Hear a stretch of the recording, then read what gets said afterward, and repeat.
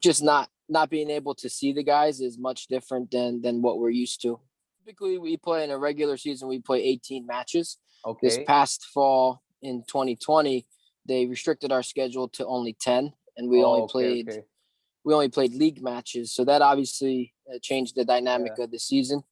Obviously, without having the college showcase type events for their club teams, they weren't able to be seen as much.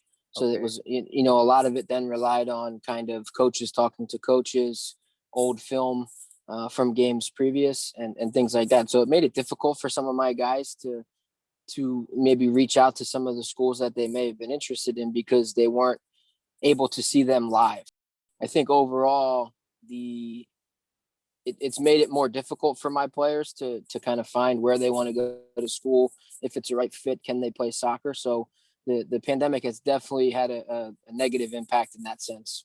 There definitely were many restrictions and changes that we had to deal with. Some of the schools wouldn't play you because of COVID restrictions. And We were traveling based and in stuff. Philly, right? They're based in Montgomery County, that type of a thing. So that was a little different, trying to organize your schedule at the last minute. Early on in the season, like when I mentioned, we were able to have kind of 3 home games. The normal college coaches locally, Division 1, 2, 3, would come to our games, no different than any other time of the year. So that was a plus. So we were able to have a little bit more conversation after the game with certain seniors, with those coaches. We allowed some college coaches in particular that we were really close with, access to our Google Drive where they could see the video themselves of the other games.